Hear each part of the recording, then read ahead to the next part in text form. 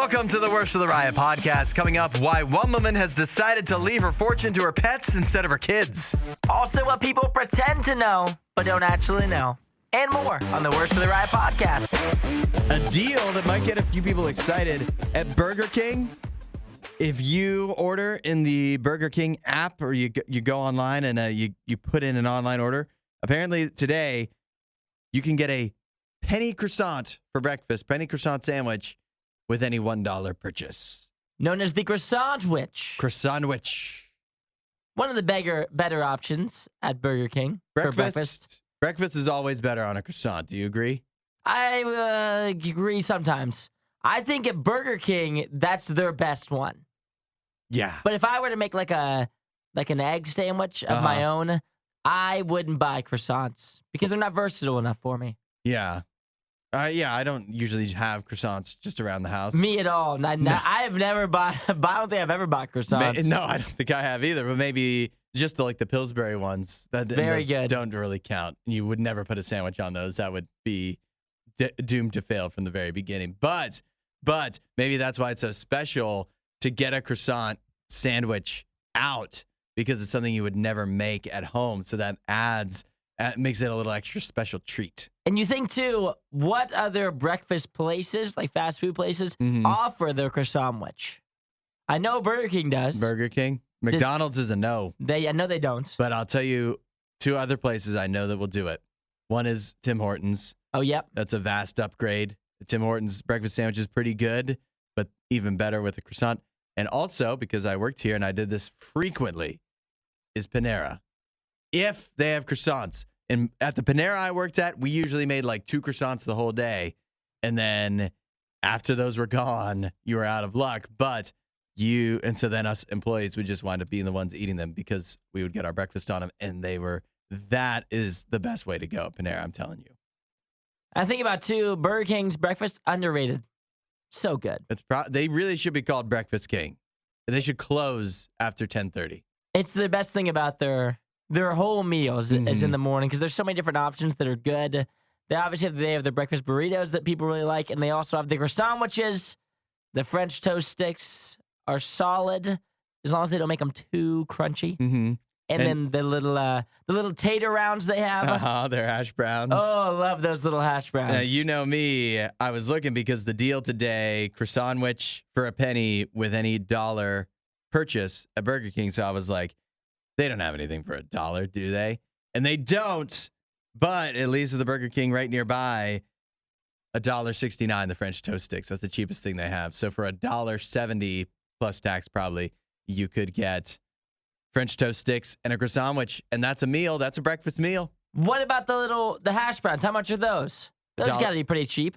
$1.99. $1.99. Yeah. I didn't look at drinks. I did not look at drinks. You can get a decaf coffee for $1.49. That's the next cheapest. That's the other cheapest thing at the Burger King nearest me. Well, I'm down with the croissant sandwich. Yeah. And once the show wraps up, let's go. 8772 RadioU. Get ready. Useless knowledge is up next. Do yourself a favor and follow The Riot on Instagram at RadioU Riot. Today, Philip Collins' birthday. Philip Collins? Philly Collins? Philly boy. He turned 73. Rocker, Phil Collins. Yeah, like Tarzan, Phil Collins. That's who we're talking about, right? How many more Philly Collins do you know? Not many. I would say you probably know who I'm referring to. Also, the only Philly Collins that has a memoir. Are you sure about that? I'm pretty positive that there can't be another Philly boy that has released an autobiography back in 2016. What I'm looking for? The title. I assume you've read it. A Phil Collins memoir. Mm-hmm. Phil Collins from Genesis. In the book, he shares intimate details about his personal life and musical career and struggles. Oh, Phil. So a little bit of everything. He had Philly his fair share of struggles. The musician behind In the Air Tonight. 8772 RadioU. If you know the answer to today's useless knowledge, what is the name of Phil Collins' autobiography? Chime in with your answer. You get it right. You get it wrong. You don't win anything either way. Still fun to play, though. Find out what the real answer is coming up next. The only thing Isaiah loves more than the Riot is himself. Someone who probably still lives with his mother and hates himself. You're listening to The Riot on Radio U. Isaiah has your question. Phil Collins released his autobiography back in 2016. What's the name of this very well-known autobiography? It's very well known. By me. Here's what I was thinking. I was thinking when musicians write autobiographies, they name them after one of their songs, but they don't name it after the most popular song. So it wouldn't be called In the Air Tonight. That'd be Too obvious. too obvious. Yeah. So I was trying to think of another Phil Collins song that would, and I thought of one that would make a perfect book title, especially about an autobiography. My guess is Another Day in Paradise. It was titled Not Dead Yet, the memoir. Let's do I some don't rapid understand the fire. reference. Me either.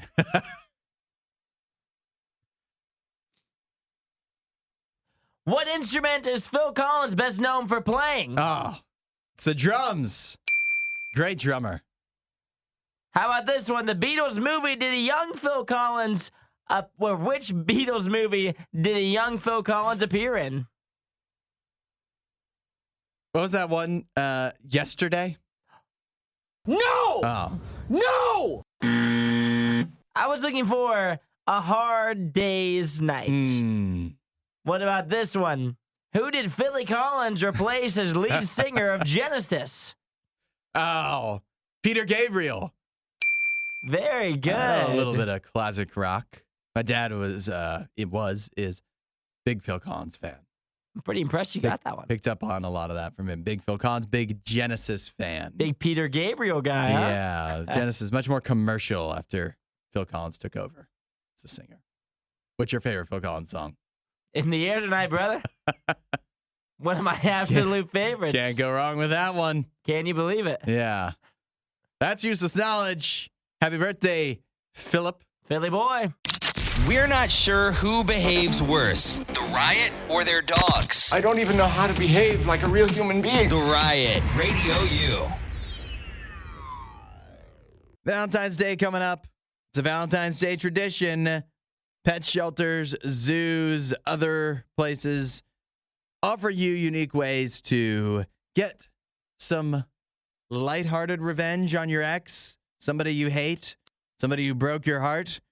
This one is the most dastardly of all. A New Jersey animal shelter is offering to name a cat after your ex and then neuter it. They say, because some things just shouldn't breed, they're going to fix your ex. $50. A $50, it requires money? You got to donate. Mm-hmm. I like it. Nothing like paying money to get back at your ex. Yeah. Your hard-earned dollars. I like this one. Not as I would never pay for someone to neuter a cat after my ex's name, but I would like a cat to be named after me. Okay. Because then I could buy the cat. Uh-huh. It'd be so cute to have this little me running around. But you don't think that'd be confusing to people? But my cat's also named after me? Yeah. Well, my cat got named after me. But what if I would need to own that cat? you have company over and your girlfriend's like, Isaiah, and the company doesn't know. Is she yelling at you or the cat? Well, we would have a little cute name for Oh, okay. Izzy. the little guy. We Probably call him Izzy. Yeah, that's a good We could cat. call That him would be a Zeke. good name for a cat. Izzy, Uh-huh. Little Weasel. Zay. Many of it's not Zay. Not Zay. Not Uh, even for a cat. Little Weasel. Many of the names that I've gone over Uh-huh. in my life. But I would say, good idea. I would take the cat. The cat's got to be that should be a part of the deal. Well, then you can't make someone take the cat. That would be revenge on your ex. Drop a puppy off at their Making doorstep. them have a cat. Yeah. Drop But a baby in front of their door. See if they'll take it.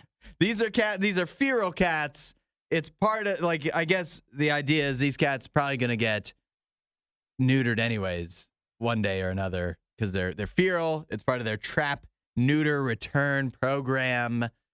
And so they're just asking for donations. And then the fun part is you get to name the cat after your ex before it's released, neutered, and then released back out of the world. But imagine this, Isaiah. Imagine you run in to your ex at Chipotle and you're in line, and then she's like, saw you named a cat after me that then got fixed.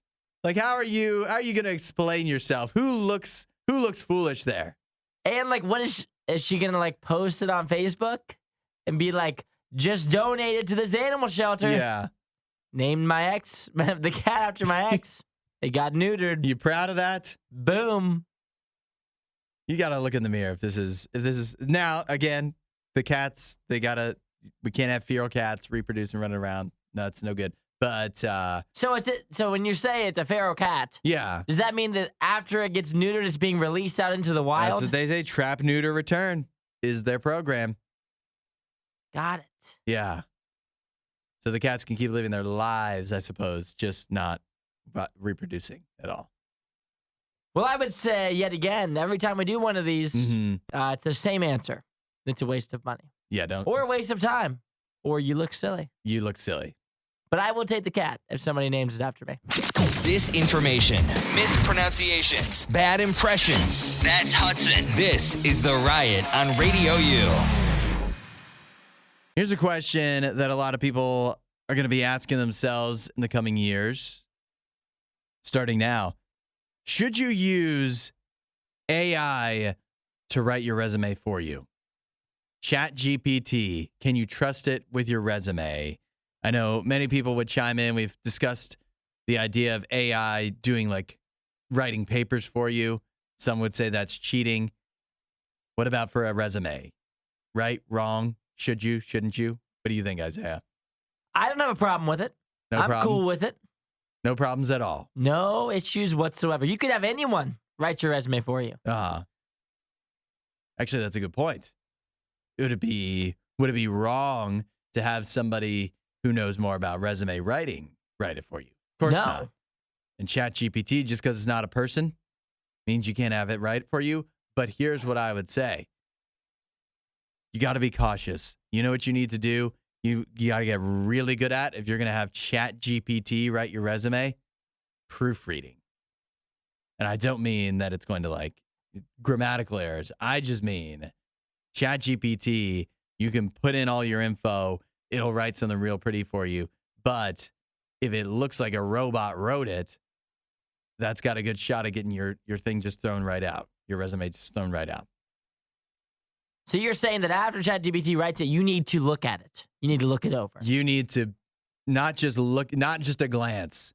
You need, with a magnifying glass, you need to carefully comb over the resume that ChatGPT would construct for you and make sure that you're comfortable with everything it says. Sounds like a good idea. Closer than you've ever looked before. But that said, I bet if I charged ChatGPT with writing my resume versus just doing it myself or trying to use some like online tool, I bet you ChatGPT would probably come up with something better. Do you think? Is it possible that ChatGPT would make you sound too good? I don't think that's a thing that you need to worry about. Oh, because I'm just so good. I would say that if you want to sound too good on your resume, that's the point of a resume. Yeah, you're trying to get a job here. You're not trying to sound average. Now, we've talked about this before, lying on your resume. Some say it's okay. Some say not. Controversial. I love it. It has been controversial, but you're saying it's not. If ChatGPT makes it sound makes whatever your accomplishments are sound much better than you ever could, that's not actually lying. I think that's perfectly fine because guess what? Everybody that's your competition doing the exact same thing. So do you want to be the guy that gets hired that sounded really good on their resume and they might not be that great? Or do you want some random dude down the street to get hired that just sounded a little bit better than he was on his resume and you didn't let ChatGPT hype you up. Let ChatGPT be your hype man. There's nothing wrong with that. Yeah. Or maybe you can let somebody else just take that job, that nice high-paying job that you want. You know, the only thing that gives me pause, though, the only thing is, doesn't it feel a little bit like getting ChatGPT to write your resume? Like, what's next? Having ChatGPT help you with the interview? And that we've seen in movies. If you have somebody like in your ear trying to feed you the answers at an interview, that never goes well, does it? Well, sometimes you're going to have to do the job at some point. Yeah. You're going to have to do the interview at some point. At some point. But if ChatGPT opens the door for you, which is usually the hardest part, it's just getting the interview, getting in the door. A lot of people get discouraged because they can't even get their resume looked at because your writing skills are so horrible. Let ChatGPT do it. Let them make you sound good, get you in there, and then let your great personality take over. That is a good point. Once you, when you're writing the resume, you've got to stand out among hundreds of people. After you have the job, then you're not competing with anybody. No, it's just you against yourself. If you feel as if you're figure it out. You're one of those guys that if you can just get your foot in the door, you can get yourself the job. You just need ChatGPT to help you. There's nothing wrong with that. There's never been a can of worms they didn't open. The Riot, RadioU. Talking about whether you should or shouldn't use ChatGPT or other artificial intelligence to help you write your resume. Got some good input here at 8772 RadioU. Chris said, I'd say there's a big difference between having ChatGPT write a resume versus the cover letter. There's definitely a big difference. It doesn't say which is better or worse. Isaiah, which would you rather have ChatGPT write for you? Definitely the resume. The resume. You didn't sound very sure. The resume. Yeah. The cover letter, you got to put a little personal touch on there. But the resume, you don't need a personal touch. I feel like having ChatGPT write a cover letter for you would be very impersonal. And ChatGPT, in my experience with it, has a tendency to not have it does not understand humor at all. Is one of the things where AI is severely lacking. And so. And you had humor in your cover letter? I'd have to punch it up a little bit. Yeah. I would have to I've never been a jokester in my cover letters. Oh, no. In radio, you got to show that you're an entertainer and in your letter. Really? Yes. I've never done that. How do you think I got here? Jeez, I've heard some of the jokes you tell on here. I can't imagine what they're like written down on a cover letter. But that said, one of my top things that I hate is writing a cover letter. I never felt confident in it. So I think I wouldn't mind having ChatGPT's assistance. I'll say that. Maybe lay something out for you. Yeah, let's see what it can do. Then Zach got in. Zach said, I recently attended a talk on ChatGPT regarding finance, and I've been using it to draft all my work emails ever since. Like that. He also says, if I'm hiring, effectively using ChatGPT is actually a big plus. That's a good point going forward, especially depending on the field you're in. If you write your resume and then at the end of the interview, you're like, by the way, I had ChatGPT do that, they might actually be impressed because they'd be like, wow, you really know your way around this thing. We could use somebody with that kind of know-how going forward into the future. And then you put ChatGPT as one of the skills on the resume. Yes, so then when do. they ask you, so like, what's this whole ChatGPT? You put this down as one of your skills. Mm-hmm. How are you effectively using it? And then you can say, oh, well, I use it to create this resume that you were impressed by, oddly enough. That got me in here today. Yeah. So why stop there? Put ChatGPT as a reference, too. Yes. For your resume, what was something? Did you have anything on there that you were like, this is what makes me stand out? Did you have like a little thing you did? That makes me stand out? Yeah, like on your resume, did you have like a thing that you were like, this is my thing on your resume? There wasn't a ChatGPT thing. Did you like a little personal touch? Mm-hmm. I put my name in green. Really? Yeah. Mm-hmm. Grabs color? attention. Was your whole page like a white page, black font, and then a green name? Yes, that's exactly right. Mine had a picture of me on it. It did? Yeah, a headshot? A headshot. Not you like playing lacrosse or something? No, it was a headshot of me sitting at like a news desk smiling. And I thought that was my way in. Well, that adds a personal touch. It puts a face to the name. Yeah, that's actually smart. if I ever leave here, I'll have to remember that. Put your face on. I don't know if I don't know. Add a little Riot to your Instagram feed. Follow at RadioU Official. The Riot. Radio U. Got a question for everyone here. In fact, this is the kind of question that calls for the Riot Hotline. 877-2-RADIO-U. And the question is, what do people pretend or think they know the most about when the truth is they actually know very little? The reason I bring this up, the method behind the madness, is the Super Bowl is coming up. Everybody's going to be talking about football. Isaiah and I love talking football. But how much do we really know? The gap between the way so many people, the average person talks about football, the average football fan talks about football, and what people who actually know about football, who have actually played at any reasonably high level, I mean, it's night and day, right? There's so much we don't know. What are other areas of life that the average person thinks they know a decent amount about that actually doesn't? 877-2-RADIO-U. There's many answers here. Mhm. It's almost an endless. It's pretty much everything in your day-to-day life that people think they know more about. I'll give the first example. Parenting.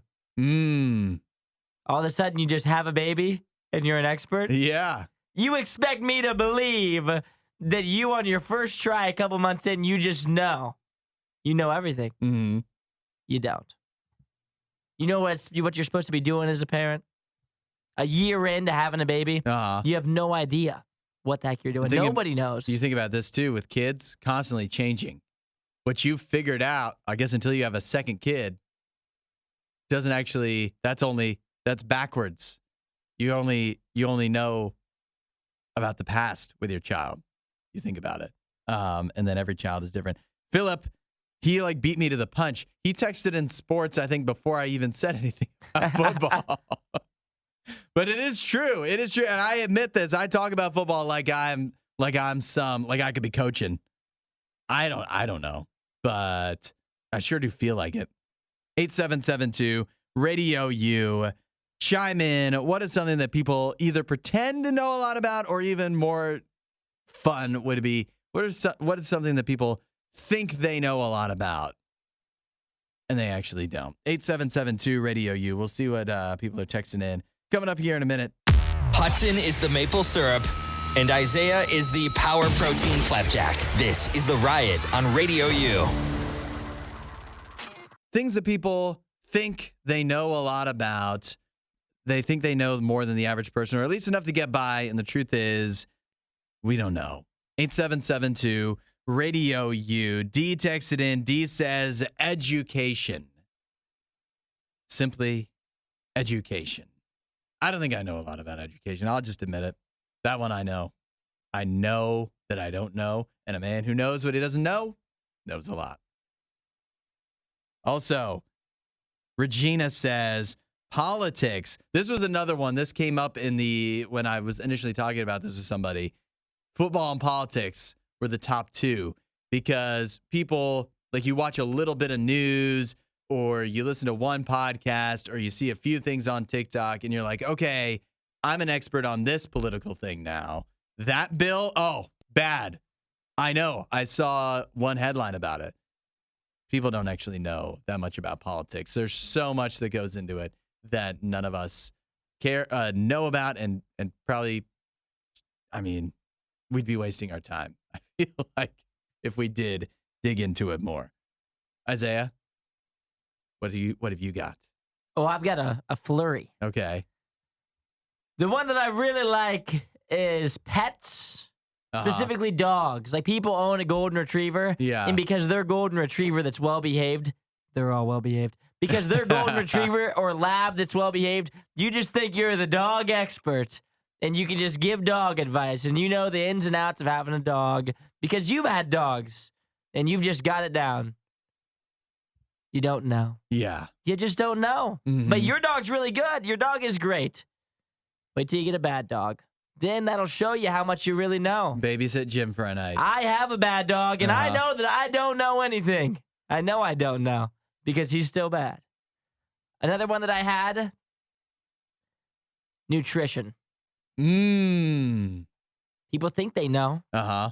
but if you really knew, you wouldn't be feeding your kid cereal every morning. You wouldn't be feeding your kid But half cereal naked has things. so many vitamins and minerals. Oh, does it? Yeah, that's what they say in the I read commercials. the side of the box. The Fruity Pebbles, I know. It's part of a balanced breakfast. Exactly. It's got 100% of my zinc for the day. So there's many things that you would need if you really knew about nutrition. And I'm not saying that I know anything about nutrition, but I'll be one of the many that says I don't know.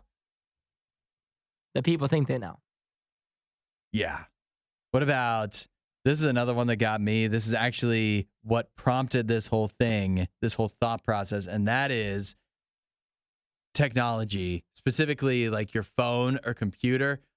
A lot of people think like that they're a little bit of a, you're not a tech whiz. Like you couldn't work for Apple, but like you know how to make your phone do all these different things. And the reason I know that's not true, and this is what prompted this whole thing for me, is there's a commercial now. I can't remember which phone it's for, but it's where it shows like two people and they like circle something on their phone and then search for that picture that they circled with like an image search, and it brings up other stuff. That's a terrible explanation. But they made that commercial for this brand new phone. They're like, look at this new thing it can do, knowing that it would impress people. But most phones can do that. Most phones, any smartphone can get Google Lens on it. The only difference is it's drawing a picture. But that commercial is impressive to people because they're like, whoa, that phone can do that. We actually don't know that much. There's so many things any of our phones can do, any of our computers can do. So many things that could go wrong that we would never know how to fix. We're not that smart with technology. But you can always be the expert for your grandmother. You definitely can. It's just because you know more than her doesn't mean you know a lot. Doesn't mean you're an expert. Yeah. Another one that I had, farming. Oh, you just plant the crop and they grow. Yeah. If I want 100 pieces of corn, I'll just plant 100 corn stalks. And I don't know the first thing about farming, but I know that there's like a million things that goes into it. Irrigation, crop rotation, seed stock, all the different things that my father probably could tell me about that I don't know. Crop rotations. You got to have it. Or do you? We don't know. We don't know. Exactly. And so I gave you a list of things that we don't even know. Nutrition, dogs, parenting. I'm the last person to ask. Farming. But that's it's okay interesting because I feel like nobody knows more about parenting than people that have never had kids. They're like, why don't you just make him behave? Can somebody shut that baby up in the back of the plane, please? Stop making him cry. He's hungry. He's obviously hungry. Just feed him. Have you burped him? Perfect. You gotta burp him. Aaron had a good one. Aaron said psychology. Everyone wants to diagnose themselves and you. It's true. Yeah. Yeah, that's a good one. People love throwing around. I have this. Has anybody actually told you have that? Like a doctor? Or are you just saying that because you read it on Google? 8772 RadioU. Things that people pretend to know, think they know, they actually don't. Let us know if you've got any more to add to the list. You don't always have to agree with Isaiah to always disagree with Hudson. The Riot. RadioU. Are on the lookout for a few thieves. Their crime, stealing a statue of Jackie Robinson. Come on. Jackie Robinson, you're going to take his statue. The statue that was put up at McAdams Park in 2021 was stolen around midnight on Wednesday. They say the theft, the cost of the damages estimated to be about $75,000. The people who stole it cut the statue like just above the feet of Jackie Robinson. And so just his feet are left standing there. The rest of the statue gone. They're trying to figure out who did it. In the video, you clearly can't see. There's a full video of it. Mm-hmm. Hood's up. They made quick work of that statue. Got it out of there. What are you stealing that for? What do you do with it? Where are you taking that? My hope, this is my hope. I hope it's a big Jackie Robinson fan. And they've seen that statue and they've loved it ever since it was put up. And they're like, I got to add this to my man cave or something. That's my hope. I hope they didn't take this statue of an American icon and what are you, melting it down? You selling it for scrap or something? Also, a $2,500 reward is being offered for tips that lead to the arrest of the suspects in the case, as well as a $5,000 reward for the person who brings the statue back. How many people do you think call whenever there's a reward up for things like this? Yeah. That have absolutely no valuable information that are trying to get that $2,500 reward? Yeah. That is a great question because I've always thought about it. Anytime you see a story like this, if it's anywhere where I might be able to, because the tips are anonymous. I guess they can't be anonymous if you want money. It's how they give it to you. Like you could give a tip. I could just be like, I call them up. Yeah, I saw one of the guys that was stealing the statue. He was short, real short. $2,500, please. I'll take my reward. Yeah. Yeah. You know there's people that do that every single time. There has to be. There's probably police, like obviously the police are the ones that you call that answer. You know the police answer phone calls and immediately recognize the voice of the person who calls every single time anything happens that they offer a reward for. And they're like, oh my goodness, it's Johnny. Yep. This is not valuable. They're like saying that they're writing things down, but they're not. Oh, I got it all down here. Every time. Somehow Alice witnesses every crime in town. Every unsolved crime. She's always there, but never has any concrete information on it. If this turns out to be worth anything, we'll go ahead and get you that check. Yeah. We're not getting you that check. Not a bad line of work to get into, though. Yeah, it's a good line. Just calling the police. It's just crazy. Jackie Robinson, why are you stealing a statue of him? Think about, you know what's crazy? I don't think we appreciate how Jackie Robinson. We can't do it. Because think about it. What would be the closest thing to Jackie Robinson now? If a woman played in any, like, Major League Baseball or the NFL. And think about it. That would be tough. The woman would catch a lot of strays from people who are just haters all along the way. But the difference is women and men get along now. That is the big difference. No one would be threatening to kill her. Yeah.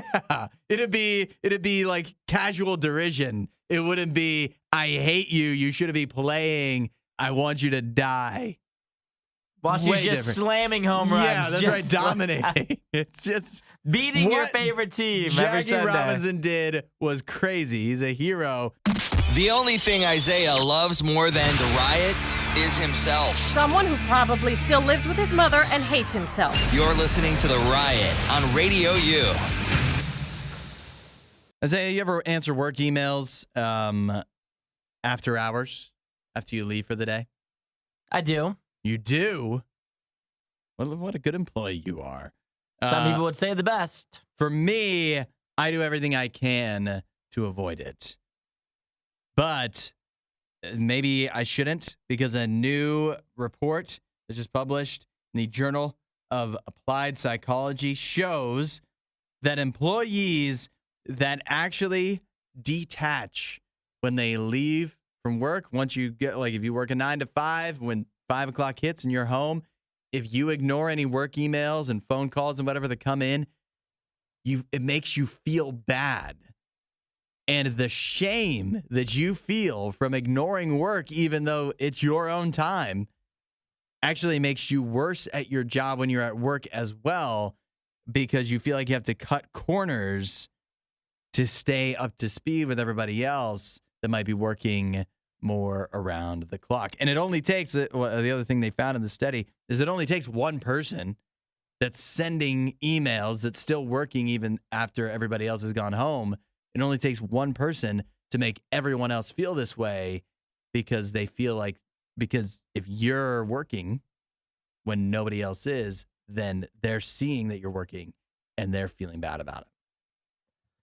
I think the worst kind of person is the one who does send the emails. It's not about you who's receiving it. Like, what are you doing emailing me on a Friday at 7 o'clock? Like, why are you working? It easy. What are you doing? At most jobs, at almost any job, what is that important at 7 o'clock on a Friday night? Why are you even clocked in right now? Why would you even think about contacting me at this hour? So many questions for people to do that. I'll tell you right now, I would never be the one to start a conversation at 7 p.m. on a Friday. Yeah. At 5, if you email me at 4:30 on a Friday, what is this email? And why do you think I'm ever going to get around to it? Yeah, you don't start conversations, you finish them. That's what you do after hours. I have a tough time with this. Our hours are way different than everybody else here. So what are we supposed to do? Because we get here so much earlier than everybody else, we leave way before everybody else. So they're still working after we're gone. So are we just supposed to wait? Are they just supposed to wait on us until 5 a.m. the next day before we're actually in? And you know what I don't do before? I don't answer emails before the show because I'm trying to get the show done.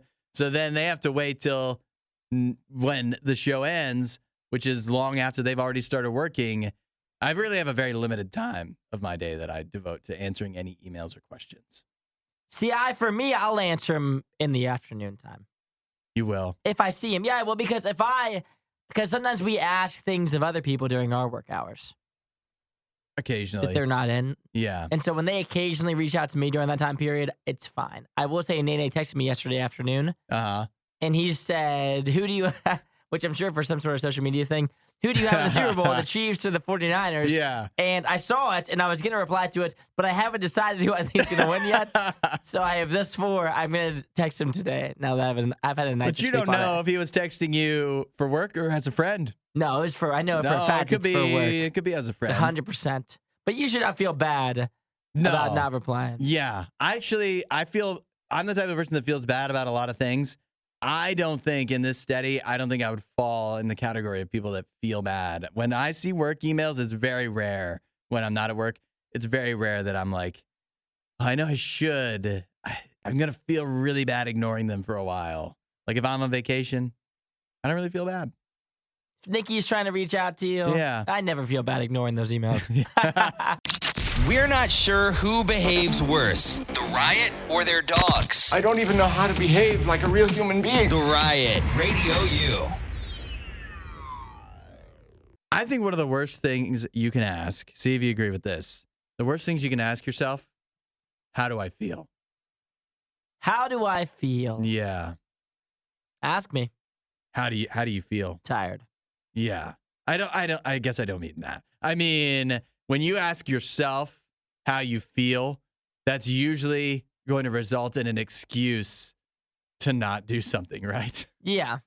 Well, how am I feeling right Yeah. now? If you run every single thing in your life based off of how you feel, you're going to wind up with a lot of negative consequences pretty quick. Because, I mean, at least for me personally, if I ran how off of I feel, then every morning when I wake up, I'd be like, well, I don't feel like waking up. And I'd sleep until 10 o'clock at least every single day. And I'd miss work and I wouldn't have a job. And if at work, every time I was like, well, do I feel like doing that? The answer would almost always be no. I'm going to do what I feel like doing. And what I feel like doing is things that are fun, more fun than actual work. And so I wouldn't get actually any work done. And everybody's probably just about the same. Everybody outside of work, how do I feel? Well, I feel like eating at a restaurant. I don't feel like cooking. And so you'd run out of money real quick. I don't feel like saving money. I feel like spending it on something fun. If you let your feelings take control, it usually ends. It might result temporarily in sleeping in today.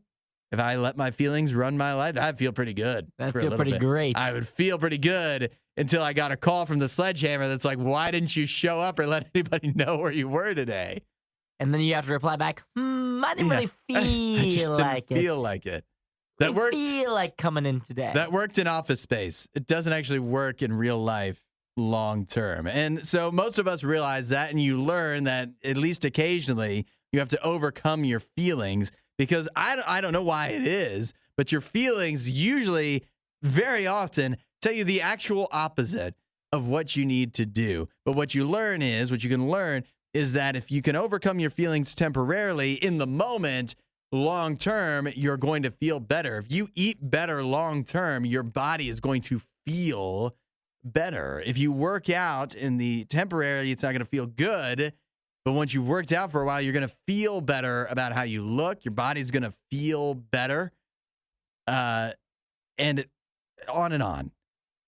But it's tough. It's not easy. Not many people truly know how to put their feelings aside when it really matters and find what's actually important. But one of the amazing things about Jesus is he knows how to control your feelings. Like, Jesus is a great resource to turn to when your feelings are getting in the way of what actually needs to happen in life. And Jesus is also a great resource to turn to when you need to know, should I trust my feelings here, or are they leading me astray? Are they leading me into a bad relationship? Are they leading me into, whatever different paths your feelings can lead you down that you're going to regret later on? Start talking to God. Let him help you master your feelings so that they don't get in the way of a better life. You want to know more? Start talking to God and check out RadioU.com/free gift. It's a great place to start as well. We're not sure who behaves worse, the Riot or their dogs. I don't even know how to behave like a real human being. The Riot, Radio U. Super Bowl coming up. The question on everyone's minds, will Taylor Swift be there? What with the Eras Tour being overseas at the time? The logistics, it's going to be difficult. But if she does make it, what would you say the odds are that Travis Kelce proposes to her on the field after the game? Can't be that high. That has to be a long shot, right? It's got to be. I'm looking at the odds because you know what you can bet on? That exact question. Will Taylor Swift get an engagement ring on the field after the game? And the last update I have here is the yes is plus 1120. That's pretty extreme.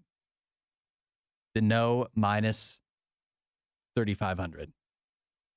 If you wanted to put some of your hard-earned money down, I think you'd have to go to Canada to do this. And not, these odds, not bettable in the United States, at most places anyways, but it is bettable in Canada.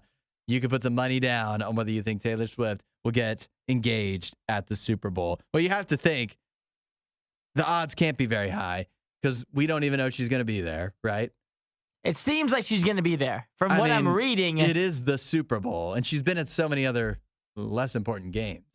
The only thing is the night before she plays in Japan. Mm-hmm. That's going to be tough. Yeah, it's a long plane flight, but the thing that works for her is Japan is way ahead of us time-wise. Mm-hmm. And so if she did get on the plane right afterwards, she would get to Las Vegas. I think they said around 11 p.m. the night before. The night before? Yeah. Then what's even the question? Yeah, it's just like, I think it's like a 12 or 13-hour plane ride maybe. Mm-hmm. So it's a big endeavor. Yeah, but worth it for the Super Bowl and worth it if you're going to get engaged. But it's not determined for sure if she'll be there. And then he's not going to propose. Travis Kelce not going to propose to Taylor Swift if the Chiefs lose, right? That'd be weird. Mm-hmm, that's even odds there. Yeah, right. It's literally a toss-up of a game. So then you also think they've only been together. They haven't even been together for a year. We've already heard rumors earlier on that they are going to get engaged at their 1-year anniversary, which for many people will be very early, but for them, they're in love. So I guess it's okay. But this is much, much sooner than that. So the odds, if I had to put money down, I would put it on the no.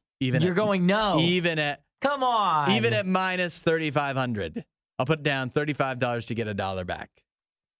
I think this is definitely a yes. Oh, you got to take the yes. Because just the value there alone. If the Chiefs do win the game, can't you see it now? Like if the Chiefs win, Travis Kelce gets on his knee, proposes to Taylor Swift on the field. It just seems so right for a rightful ending to this season. I'm cheering for it. I hope it does happen. If Travis Kelce is going to propose to Taylor Swift, I am cheering for the Chiefs to win so that he can do that after the game. It would be insane. insane. How could they ever play a football game again after that? Exactly. What could be a more perfect American moment? Worldwide moment, even. It's one of the biggest events in the world, and the biggest star in the world right now getting engaged after the game. It's a Hollywood ending. What else how could we ever top that in football or in any kind of anything? How could it be topped?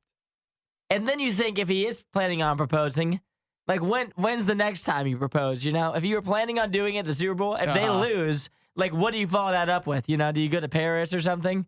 Like how do you even justify another time to propose if you lose? You want to know? Yeah, you're right. How could anything equal that? This is what's crazy. Yeah, I know it's gambling, but I was just typing in the odds to try to figure out like what the percentages would equal to. So plus 1120, that is equal to 8%. But then you do the minus 3,500 is equal to 97%, almost 98%. So a 98% chance it will not happen. So there's an over 100% chance that something will happen if you add those two up. That's gambling for you. We're not sure who behaves worse, the Riot or their dogs. I don't even know how to behave like a real human being. The Riot, Radio U. Don't know if you caught this, if you've been keeping up with the Drew Barrymore show, but in a recent episode, the titular host admitted that she was catfished a while back on a dating app by a guy who claimed to be the quarterback for the Los Angeles Rams of the NFL, of course. I don't know if he was claiming to be Matthew Stafford or one of their backups. If it was anybody else, I feel like they'd be a little too young for her, wouldn't you say? I think this was years ago. Years ago? How long have dating apps been around? They've been around for a minute. For her, long enough for... The Los Angeles Rams haven't been around that long. You think about it. Drew Barrymore is 48 years old. 48 years old. There's not many NFL players anywhere near their 40s. And Matthew Stafford's well known to be married. So come on, Drew. But either way, she was catfish. She said that when she actually met the guy, what was her quote? She said, "I don't know who you are. I feel so dumb. Why do we have to get off on this foot? I hate you." What? Yeah. What an interesting response. She said, "You pithy, deceiving, playful. You've made me feel so stupid." I want to know, is anyone ready to admit to a lie they've told on a dating app? Catfishing? We all know, like, would it be interesting to tell stories of times you've been catfished? Probably not. But what can you admit that you've embellished at least a little bit on your dating app profile? 8772 Radio U. That's a good question. Yeah. Trying to think to my dating days. Was there anything? Probably just my whole demeanor in general. Your whole thing? Yeah. You think your profile doesn't, or it didn't, depict who you actually are? I think that I seemed a lot more sexy on my dating profile. Not the pictures. I mean, you can't fake pictures too much. But I think that my writing made me seem much sexier than I actually am. Yeah, Hudson. Uh-huh. Morning show host. Standing at a bewildering 5'9". I'm into all kinds of things. I've got a nicely shaven beard. I'm crispy, clean cut. Uh-huh. I can just imagine back in the days when you were on the dating apps that I would have paid money. I would pay money to see your profile and be able to swipe through it. With that playing in the background. You think that's like it's definitely a good thing, right? When you start dating somebody and it gets real serious, you delete like for good the dating apps, and then they're never to be seen again unless somebody happened to screenshot it and you happen to be able to track that person down that for some reason screenshotted your dating app. Nobody will ever see my dating profile. But your wife has seen it. She's seen it. But what do you think she actually remembers, you know? Oh, she remembers that thing front to back. She has to, right? I don't think so. She might be able to tell you a thing or two. What was on hers? Anything good? Her pictures. So Fantastic. yeah. That's all I needed to see. She looked pretty. I remember I could identify the pictures now. There was only a couple that were on her dating profile, but I can't be too sure what she said at this point. I mean, I read it, but that's what they all say. I read it, but I don't remember it. See, my girlfriend, I don't even know what was on hers. Yeah, exactly. Do you think she knows what was on yours? She probably remembers. Yeah. She remembers lots of things like that I don't. 8772 Radio U, the most egregious lie you've ever told on your dating apps. Let us know. We're not sure who behaves worse, the Riot or their dogs. I don't even know how to behave like a real human being. The Riot, Radio U. A Shanghai woman has made international news because she has decided to amend her will. She has decided to cut her 3 children out of her will and instead leave $2.8 million to her pets.